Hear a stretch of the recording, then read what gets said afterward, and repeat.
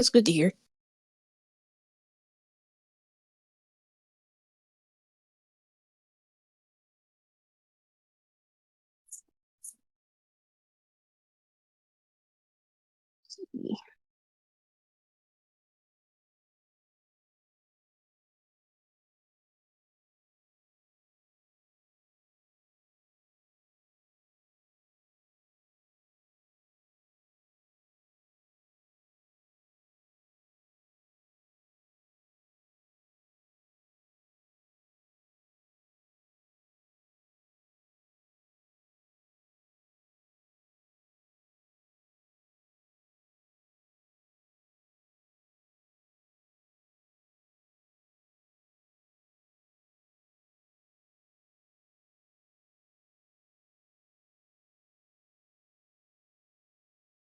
On my script here.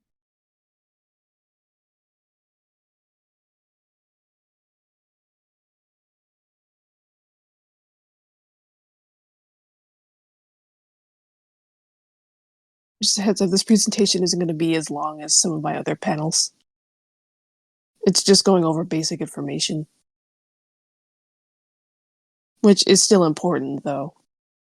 There's so much to discuss that I didn't want to discuss too much. Just the basic differences to debunk the whole myth that Therians and otherkind are appropriating indigenous culture.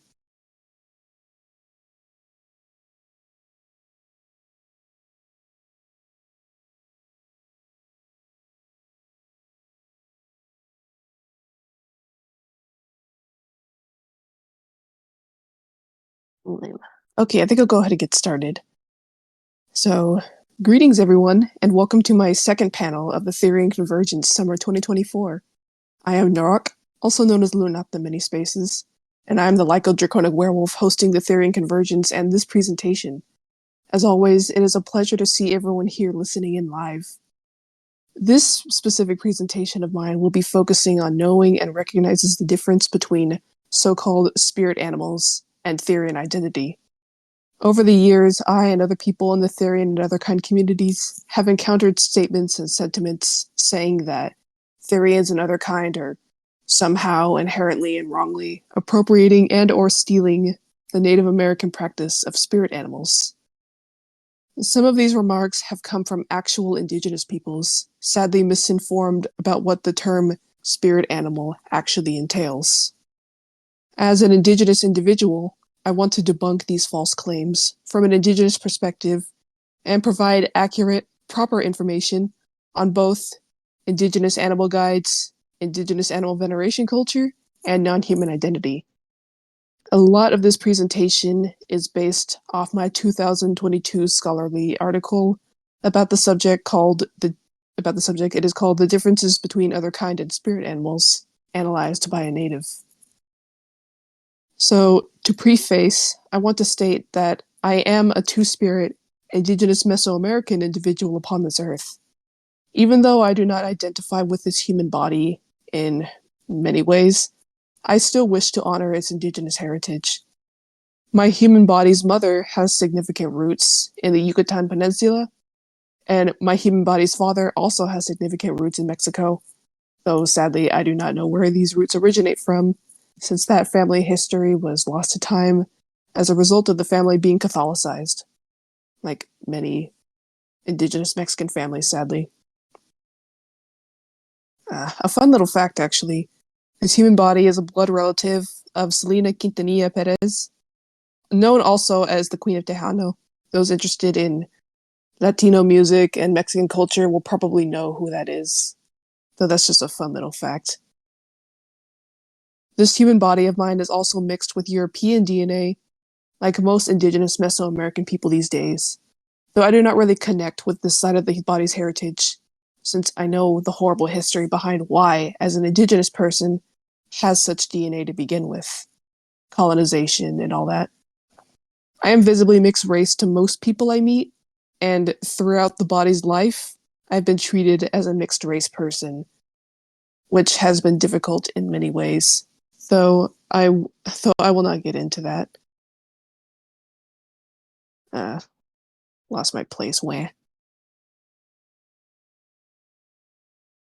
I am a traditional Mexica danzante, currently with the traditional indigenous group Kapuli e Kapapalotzin, which practices the ancient traditions of Tenochtitlan, which most of you would recognize as the city of the Aztec people.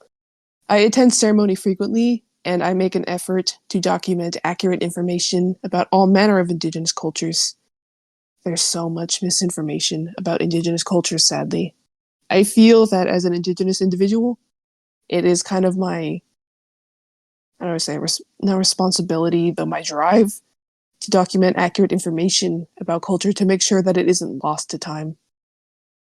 I am a devoted follower of Tezcatlipoca, Lord of the North and Lord of the Smoking Mirror.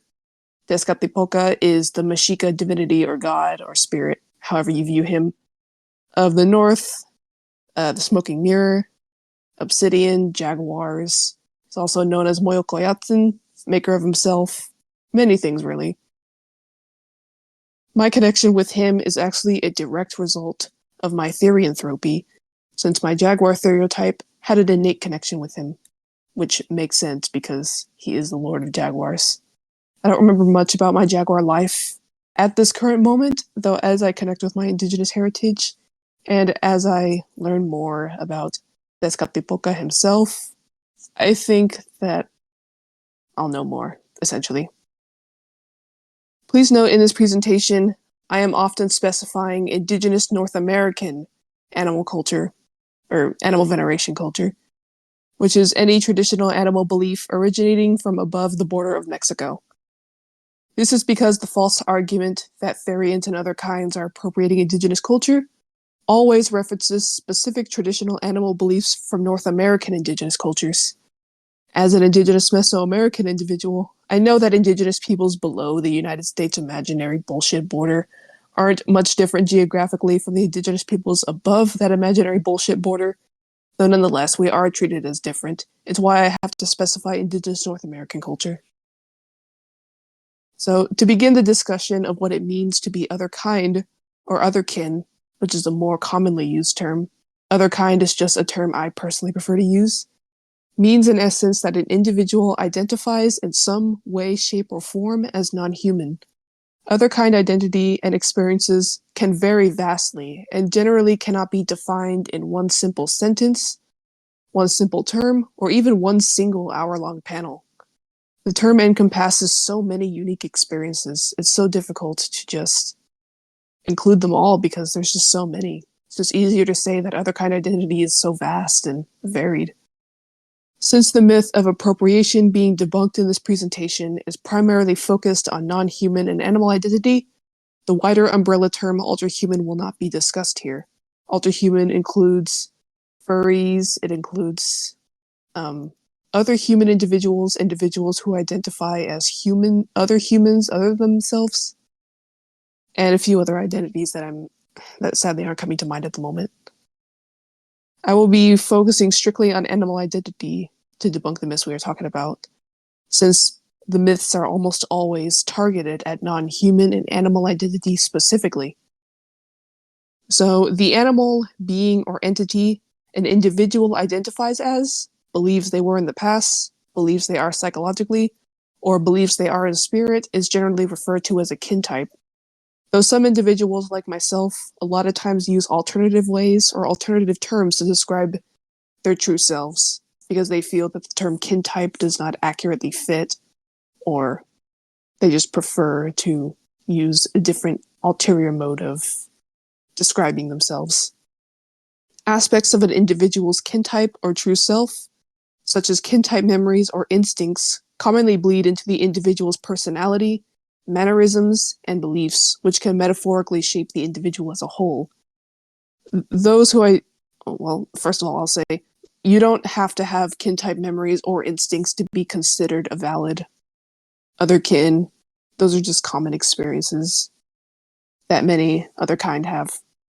Those who identify as otherkind/non-human often experience phantom or spectral appendages, spontaneous recovery of past life/concurrent life memories, non-human instincts, and altered psychological perception of the world caused by or influenced by their kin type or true self. Again, though, it is important to note, those are just common aspects and common experiences of the other kind. experience and are not definitive experiences everyone who identifies as non-human or other kind experiences. The experiences I mentioned are also not required to be other kind or required to be considered valid. Again, they are just common experiences that I mentioned.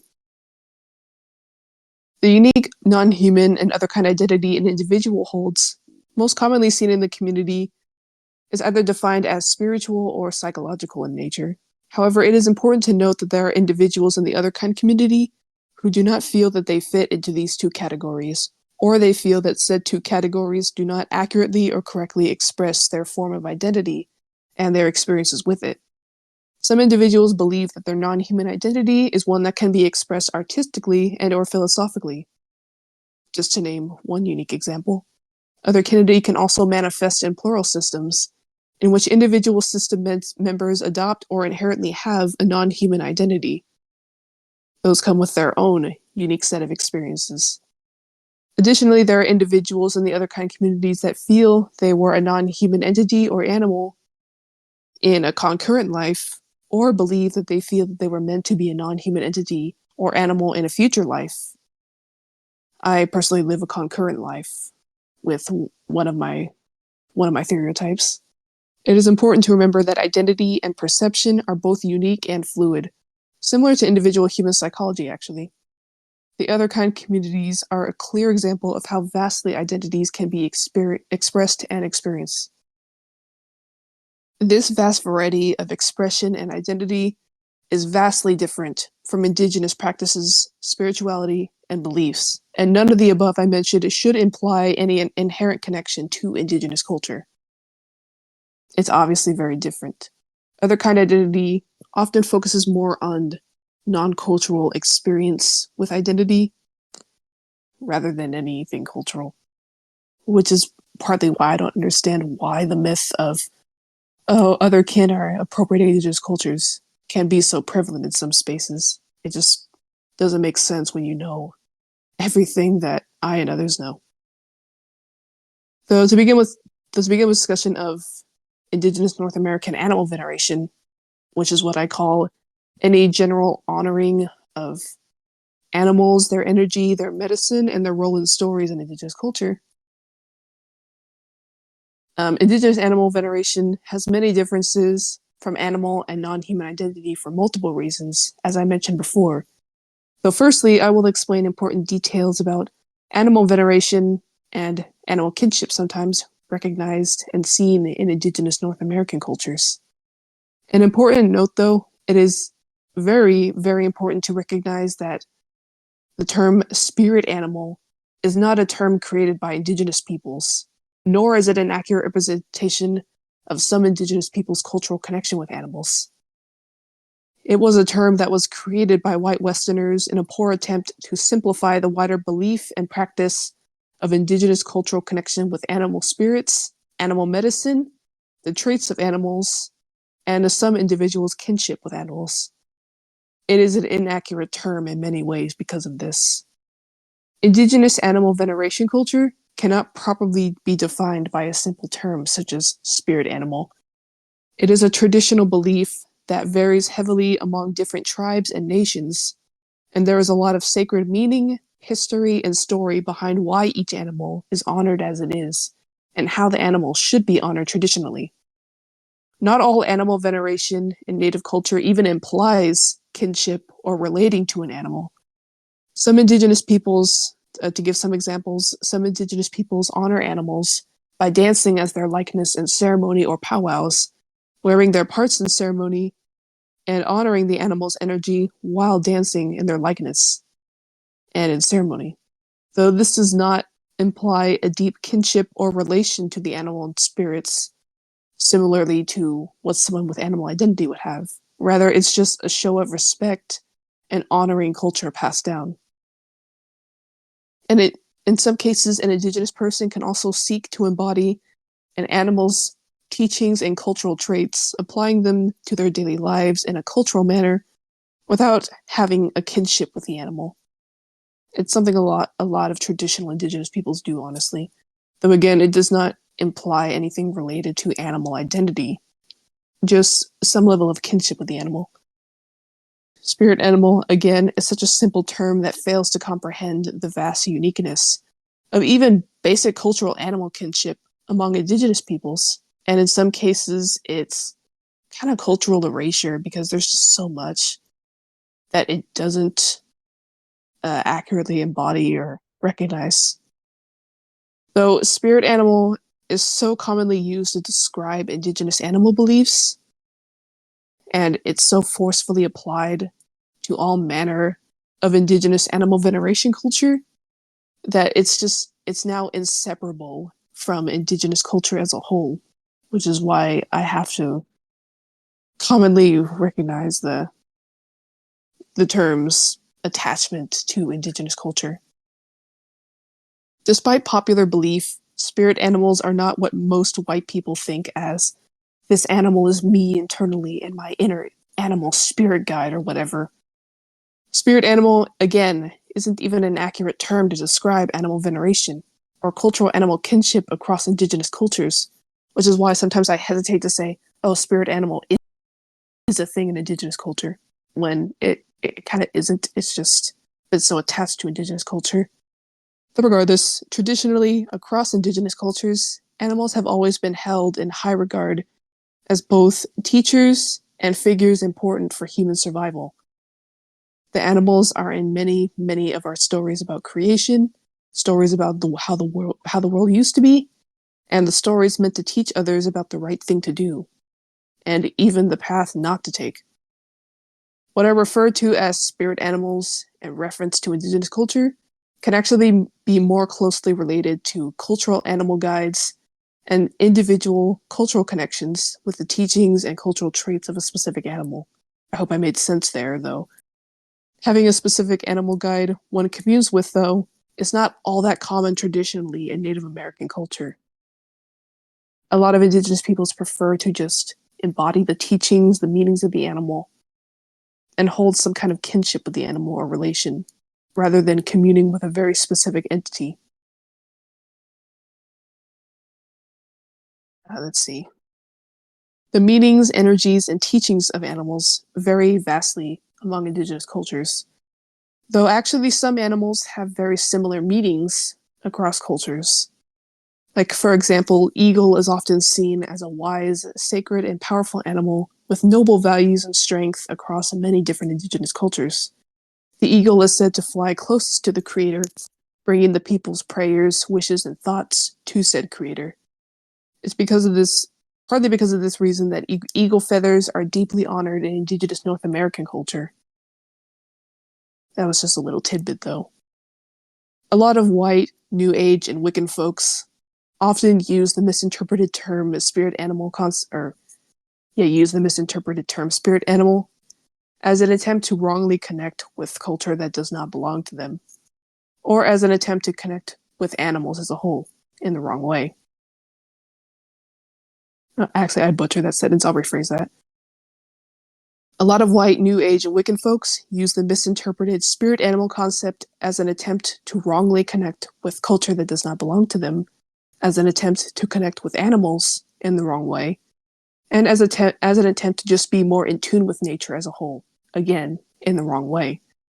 It may seem harmless to some people that white people have these beliefs and push this idea, though cultural theft is a major issue. Disrespecting the rightful wishes and boundaries of an entire marginalized group is a serious offense, especially in my view as an indigenous person.